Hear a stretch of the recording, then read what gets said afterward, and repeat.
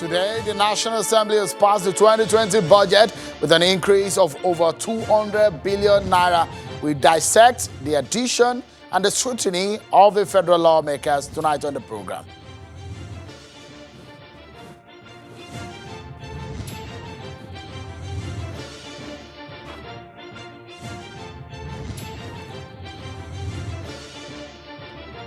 And the President Muhammadu Buhari today has met with governors of the APC and some leaders of the APC, but no one speaks about what was discussed, perhaps a coded meeting today.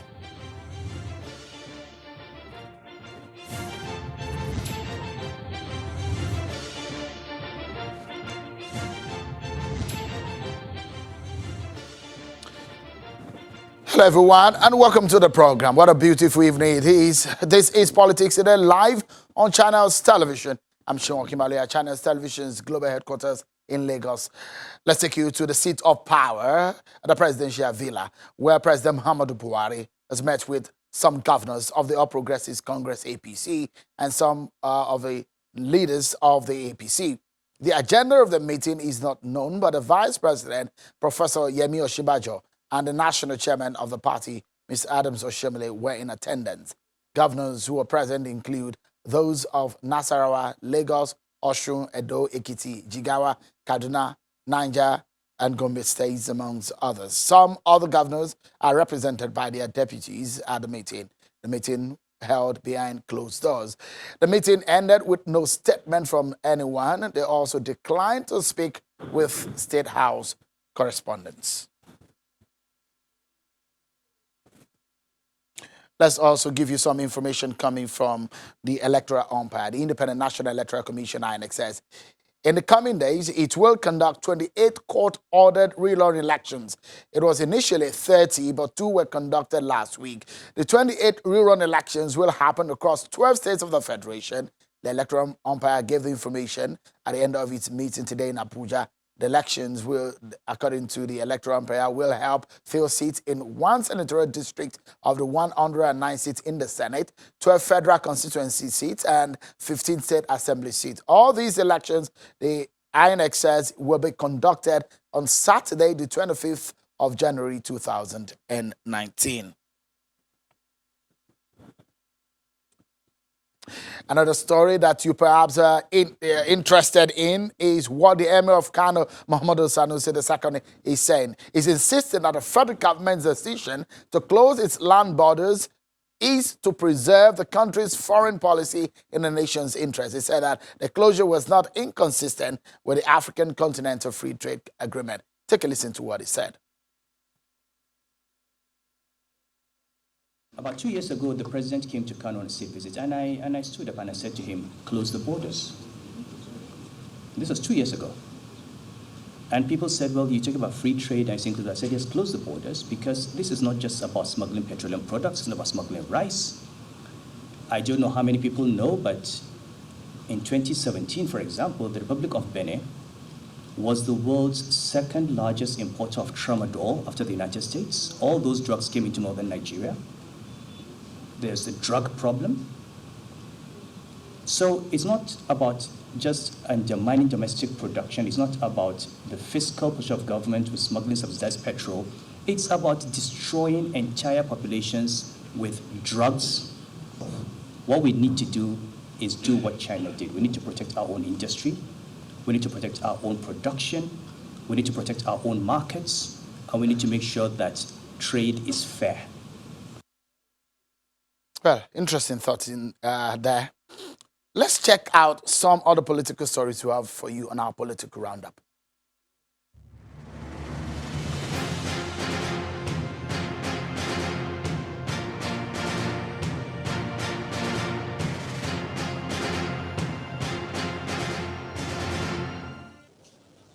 The Federal High Court in Lagos has sentenced the former governor of Abia State, Ojuzo Kalu, to 12 years in prison following his conviction over the 7.6 billion naira fraud. Kalu and his co-defendant, his firm Slok Nigeria Limited, and Mr. Deu Dego, who was Director of Finance and Accounts at the Abia State Government House, were said to have committed the crime during Kalu's tenure as governor.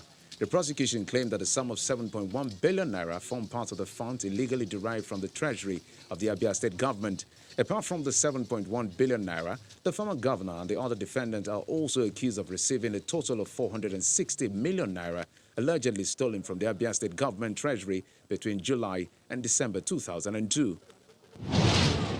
The Independent National Electoral Commission is admitting that the just concluded governorship elections in Kogi and Bayelsa states were marred by violence and vote buying. Speaking at the formal presentation of the Bayelsa and Kogi State Governorship Election Observation Report by the Next Action, one of the accredited election observers, the chairman of the board of INEC Institute, Prince Solomon Shoyebi, explains that there was violence in both states and that the people who were used to perpetrate the actions were mostly youths.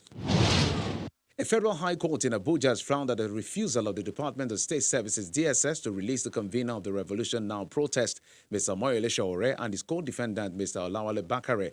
Justice Ijeoma Ojukwu said the DSS had no justifiable reason to continue to hold the defendant in custody after she signed a warrant for the release of the defendants from custody.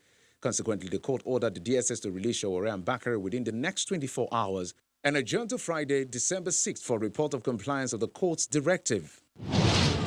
And ahead of Saturday's local government elections in Ekiti State, the main opposition, People's Democratic Party, says boycott is not an option. Although the party alleges that the constitution of the State Independent Electoral Committee and the electoral process are questionable, they insist it will be part of the poll to earn valid grounds to challenge the outcome if need be.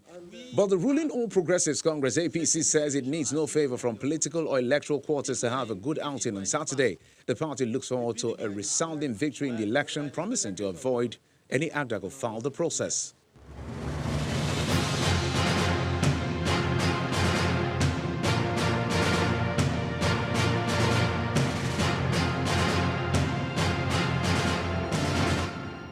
Thank you so much, everyone, for staying with us. So let's begin our conversation for tonight, everyone. And it's going to be basically about the National Assembly passing the 2020 budget. Perhaps for the first time in over a decade or more, we might be seeing a regularization of the budget cycle. So today, a bill for an act to for the appropriation bill has been passed at the National Assembly. The National Assembly passed the figure of 10.6 trillion naira. The figure shows an increase of over 260 billion naira from the initial budget of 10.3 trillion naira presented by President Muhammadu Buhari. The National Assembly also approved the increase of the benchmark price of crude oil from $55 per barrel to $57 and retain the exchange rate at 305 naira to $1 as part of the parameters for funding the budget. In a moment, we'll show you the breakdown of what the National Assembly has done. This is perhaps their own altering and tinkering with the budget. It's going to go to the president for his assent. If he agrees with it, he assents it. If he does not, he will make his own change and go take it back to the National Assembly. But if this back and forth does not happen, it does look like the budget might be signed in a moment before the end of the year. So what does this mean? Let's get a sense and ask those who are in the know. We have on the program tonight Mr. Eze Onyekwere. He is Executive Director of Center for Social Change. Thank you so much, Mr. Onyekwere, for your time tonight on the program. And also I have joining me Mr. Taiwo Oyedele. Is a Fiscal Policy Partner and West Africa Tax Leader at the Price Waterhouse Group. He will be joining us at some point on the program. Let me go to Mr. Onyekwere from Abuja studio. Mr. Onyekwere, give us a sense of what you make of what the National Assembly has done, some of the changes they've made on the 2020 budget, different from what President Buhari sent to them, and perhaps the thoughts that we might have the budget cycle regularized. What are your thoughts? Well, let me start from the budget cycle that we are going to start on January 1 if things work as planned. That's a very much welcome development. But as well, we had thought that what should happen should be a constitutional amendment, not just that people are trying to behave well, so that going forward, we will have a law and policy that will guide when the president should submit the budget, when the National Assembly should finish discussion on the budget, so that will bind everybody going forward. Now, to what the National Assembly has done, some of us are somehow disappointed because it appears we don't learn from past events and recent events. Now, what is the fuse? What is the problem about increasing what the president asked for and adding almost 300 billion naira on top of it? We're already debating about how do we fund the $10.3 trillion naira budget, and now we're adding more. Now, you started from the issue of the benchmark from 55 to 57. At a time, the local projections, international projections, OPEC projections are saying that next year there may be a glut in the world oil market. Therefore, instead of increasing, I thought we should have stayed with the figure or even reduce.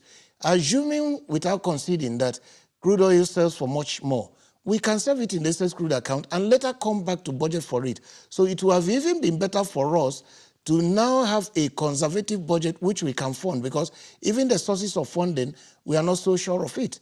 And in this budget, we are having for the first time that money we are budgeting for debt service is exceeding money we are budgeting for capital expenditure.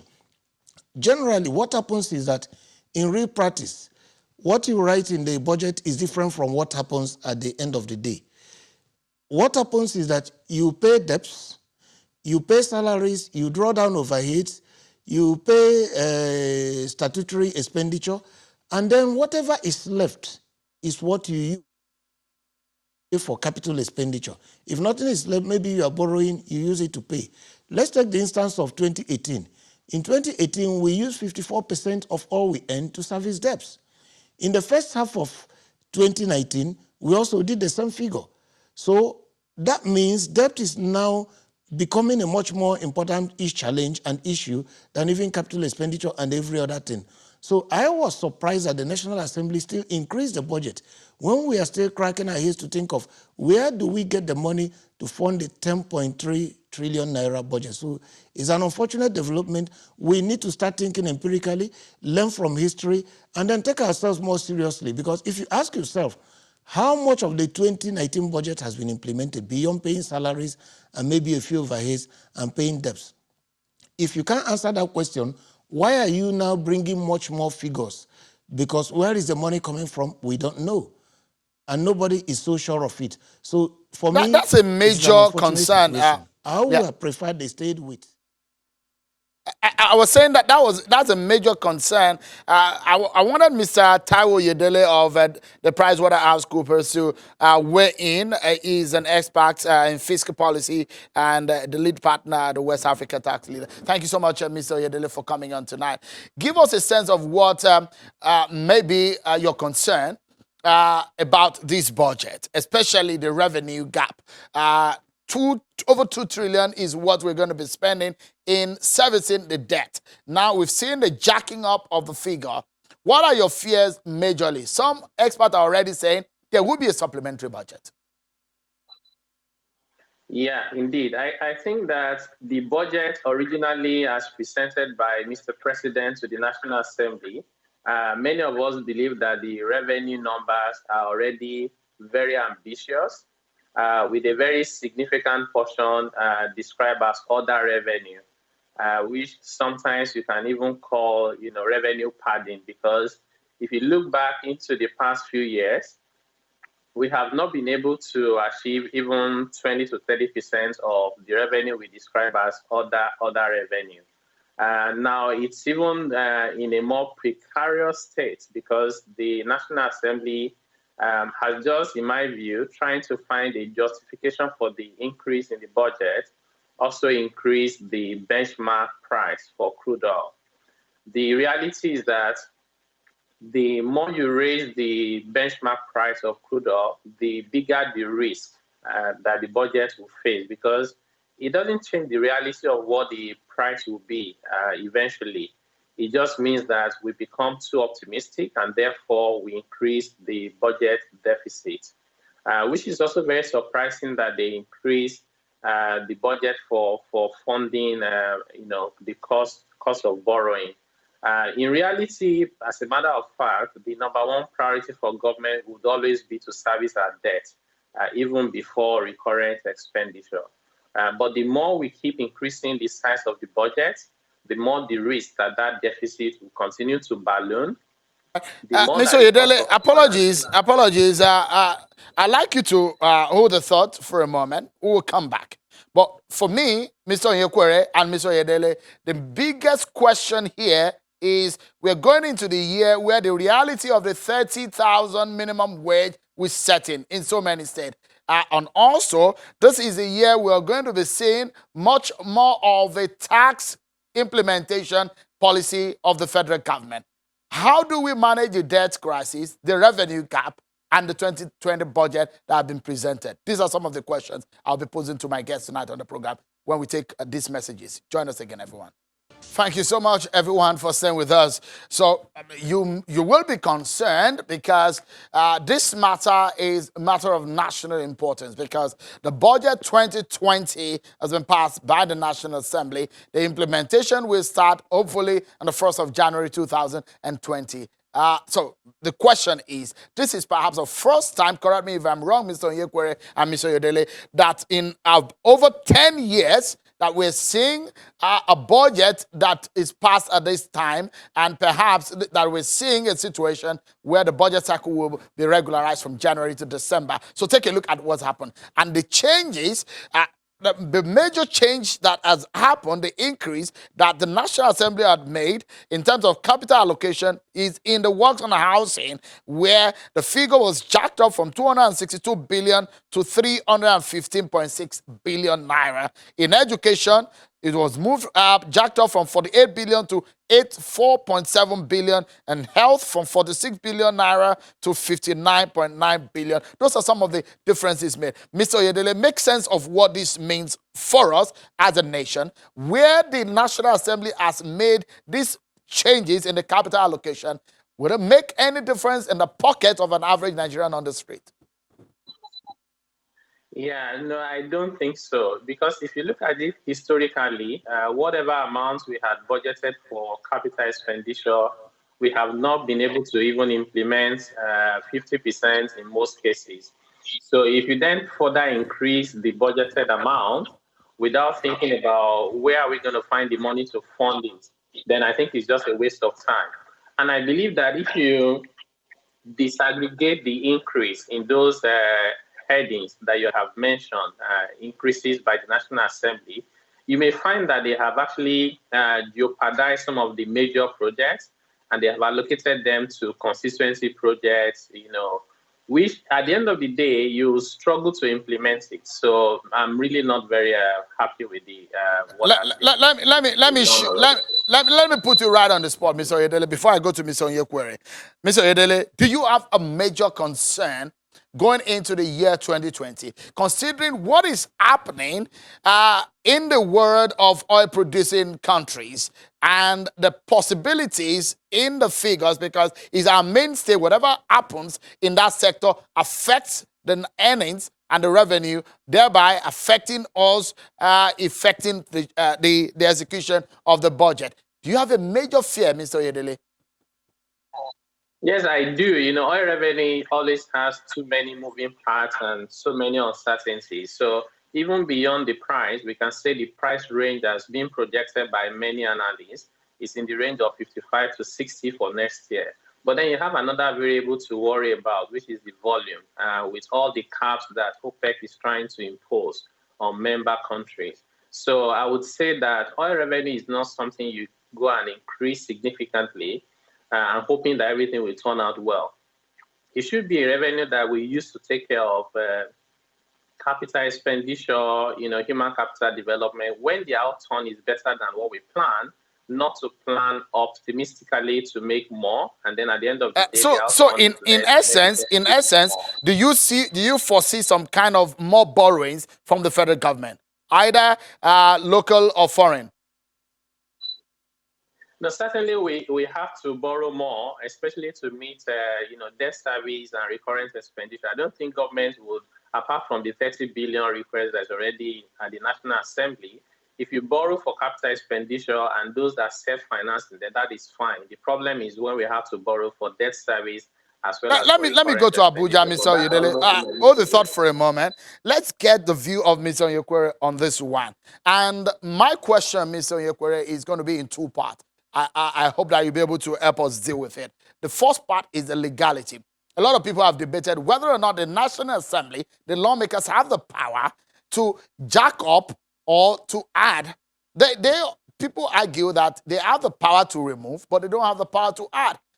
Is it legally right for what they have done? And on the second leg is on the issue of execution. So in this sense, when you have a 12 calendar month to execute a budget and the kind of borrowing that we see, your thoughts on those issues? Well, let me say that the issue of the budget is beyond legality. I don't want to straitjacket my thoughts into legalism. One is that the executive and the legislature need to cooperate and collaborate to be able to get a budget out. If you look at the constitution the way it is today, you could say that the legislature has the powers and the right to go ahead and increase the budget. But if you increase the budget, you must also think of where the revenue to fund it is coming from. You must make adequate provisions, not just building castles in the air. And that's why I said before that why are we not learning from history? Why are we simply doing things simply because we think we have the raw power to do it constitutionally? And that's why I think that we must think policy-wise. We must think empirically. We must think with evidence on ground to be able to come up with a budget. So for me, yes, the legislature may have the power to increase the budget, but that power comes with a concomitant duty to also find rational and reasonable sources of funding the budget, because you can't just increase and then place the burden on the executive to go and look for the money. You can't just even build castles in the air, say money should come from here, which has no empirical basis. So you increase, but you must also find something that can materialize and a reasonable means of funding. Then to the second part of your question, which talks about implementation. Like my colleague did say, the capital budget has been extremely poorly implemented. Why? Like I said before, you must pay your debts. Otherwise, when you default, you have a lot of challenges in the international community. IMF, World Bank will come in. The other one is that if you don't pay workers, they will, of course, go on strike. If you don't draw down overheads, the whole system will be paralyzed. So at the end of the day, you see a situation where capital projects suffer. And what has happened is always between 50, 60, or at most 70% execution. And we have not been thinking in a scientific manner in our capital projects. We simply, like in the power work sector, download over 500 rules on the budget. Meanwhile, the money available cannot pay for more than, say, 50 or 60 routes. And that's why the policy content of our budget should be strong. Now, for instance, if you look at the National Integrated Infrastructure Master Plan, it did not say government will be able to fund all capital expenditure in roads, power works, and housing, water resources. It talked about government bringing money, which will draw out the private sector to now be able to put down their money. But after government has made the right enabling framework, legal change, new policies, policy rejigging, so that people will now come out with that confidence and put down their money in such a way that they can recover it. Do you know that today we are borrowing so much money to fund railways, but the only completed railway we can see is the Abuja to Kaduna. Instead of it bringing back money to the treasury, the federal government is putting down 48 million naira every month to subsidize the Abuja-Kaduna railway. So that asks a whole lot of questions. If you are building more you're railways, giving a lot of advice on the way to go, Mr. Onyekwere. My prayer is that the federal government and those who are in charge are listening and able to make sense of this and put it into use. But time is not on our side and we need to go. But I must sincerely thank my guests tonight on the program, Mr. Oyedele of the PwC and Mr. Eze Onyekwere of CSJ. Thank you so much, gentlemen, for coming tonight. Well, that's our show for tonight, everyone. We've been talking about money, but most importantly, of how it affects your pocket. That's it for tonight. Many thanks for watching. I'm Sean Kimale. Bye for now.